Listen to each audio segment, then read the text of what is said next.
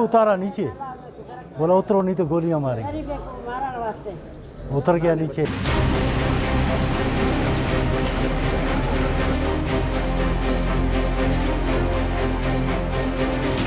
पाकिस्तान से बुरी खबर आ रही है। पाकिस्तान ट्रेन हाईजैक मामले में बलूच लिबरेशन आर्मी ने अपने एक नए दावे से सनसनी मचा दी है। बीएलए का कहना है कि उसने युद्ध बंदियों की अदला बदली के लिए पाकिस्तानी सेना को 48 घंटे का अल्टीमेटम दिया था, जो कब्जे वाली सेना के लिए अपने कर्मियों की जान बचाने का आखिरी मौका था। लेकिन पाकिस्तान ने अपनी जिद और सैन्य अहंकार का परिचय देते हुए न सिर्फ गंभीर बातचीत से परहेज किया, बल्कि जमीनी हकीकत से भी आंखें मूंद ली। पाकिस्तान की जिद के चलते सभी 214 बंधकों को मार दिया गया।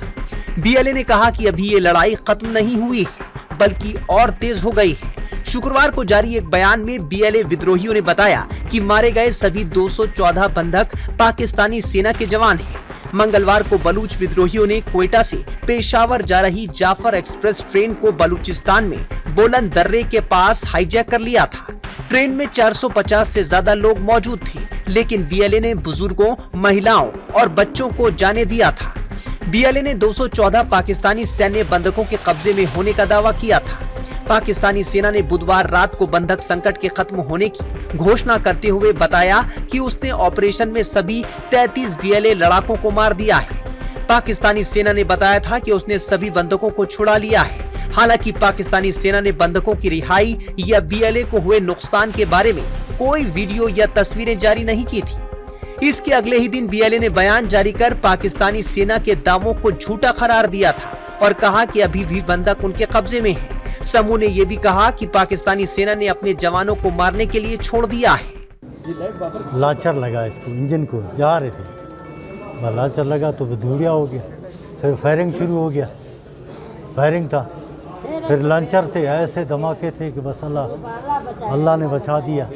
मगर ये है कि हम बुढ़ी को उतारा, सबको उतारा नीचे, बोला उतरो नहीं तो गोलियां मारेंगे। उतर गया नीचे, फिर हमको देखा, बोलो बस तुम जाओ। दरअसल बलूचिस्तान पाकिस्तान से लगा हुआ एक अलग प्रांत है, जो खुद को पाकिस्तान का हिस्सा नहीं मानता, मगर पाकिस्तान ने 1947 में जबरन इसका विलय करवा दिया था। तब से वो बलूचिस्तान पर अपना अधिकार जताता है। पाकिस्तान वहाँ की संपत्ति का खुद भी दोहन कर रहा है और चीन को भी खनन का अधिकार सौंप दिया है। इससे बलूचिस्तान की आवाम चीन और पाकिस्तान दोनों से खफा रहती है। देखिए, अभी पाकिस्तान सरकार की रिपोर्ट आई है कि जो ऑपरेशन उन्होंने लॉन्च किया था, जो ट्रेन हाईजैक थी, वो अभी कंप्लीट हुआ है, जिसमें उनके काफी सारे सोल्जर्स मारे गए हैं। काफी सारे जो ये है अपने होस्टेजेस, उसमें से 25 से 26 मारे गए हैं और जितने दहशतवादी वहां पे थे वो पूरे के पूरे 25 से 26 का नंबर है, वो भी मारे गए हैं। और ये कहते हैं कि ये ऑपरेशन सक्सेसफुल हो गया है। लेकिन क्या इससे बलूचिस्तान में जो गड़बड़ चल रही है ये खत्म होगी? तो इसका शॉर्ट आंसर है कि नहीं, क्योंकि अगर आप इतिहास देखें पिछले कुछ महीनों का और पिछले कुछ सालों का, ये जो बलूची जो हमले हैं ये पाकिस्तान के बलूचिस्तान प्रांत में, खास तो चाइना पाकिस्तान इकोनॉमिक कॉरिडोर के ऊपर ये बढ़ रहे हैं। लेवल ऑफ वायलेंस काफी सारी बढ़ी हुई है। और ये हमले किसके ऊपर हो रहे हैं? तो ये हमले जो पाकिस्तान के सैनिक है उनके ऊपर हो रहा है, पाकिस्तान के जो सैनिक की पोस्ट है उसके ऊपर हो रहा है, जो अर्धसैनिक दल है फ्रंटियर कोर उनके ऊपर हो रहा है, जो प्रोजेक्ट्स अलग अलग काम कर रहे हैं इस रास्ते के ऊपर उनके ऊपर हो रहा है, जो चाइनीज सिटीजन्स वहां पे आते हैं काम करने के लिए प्रोजेक्ट्स के ऊपर, उनके ऊपर हमले हो रहे हैं।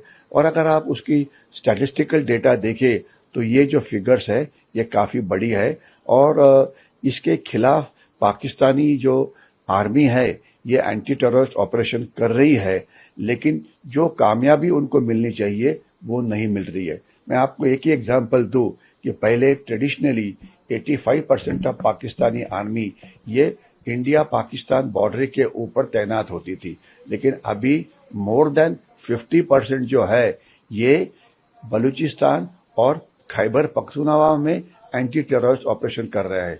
यानी कि उनके जो प्रॉब्लम्स है इतनी ज्यादा है कि 50% से ज्यादा आर्मी की ताकत इसके ऊपर खर्चा हो रही है और इसके बावजूद इस रोड को वो प्रोटेक्ट नहीं कर पा रहे हैं। ऑलमोस्ट $60 बिलियन की जो इन्वेस्टमेंट चाइना ने की हुई है सीपेक कॉरिडोर के ऊपर, उसमें से जो रिटर्न है बिल्कुल जीरो है।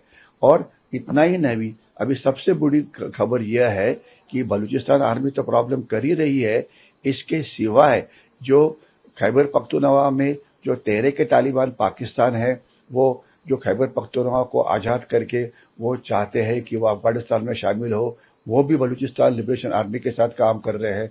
बलूची रिबेल के जो अलग अलग ग्रुप्स हैं ये इकट्ठे हो गए, और ये जो बलूची पाकिस्तान के अंदर है, कुछ बलूची ईरान के अंदर है, कुछ बलूची ये अफगानिस्तान के अंदर है, तो ये एक ग्रेटर बलूचिस्तान की मांग कर रहे हैं।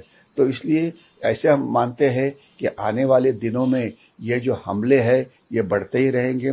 पाकिस्तान आर्मी की जो क्षमता है एंटी टेररिस्ट ऑपरेशन करने की, ये काफ़ी कम है। और सबसे बड़ी बात यह है कि ये जो दहशतवादी अभियान ये पाकिस्तानी आर्मी करती है, इसमें वो एरिया वेपन्स का इस्तेमाल करती है, यानी कि आर्टिलरी यानी तोपखाना, जिसमें काफ़ी सारे आजू बाजू के सिविलियंस मारे जाते हैं, हेलीकॉप्टर गनशिप्स या एयरफोर्स के विमानों से हाइट्स के ऊपर हमला। तो इससे क्या होता है, एक आध दो बलूची जो दहशतवादी है या लिबरेशन वाले हैं वो तो मारे जाते हैं, लेकिन उनके सिवाय जो आजू बाजू में रहने वाले काफ़ी सारे सिविलियंस हैं उनको काफ़ी चोट आती है, वो काफ़ी संख्या में मारे जाते हैं।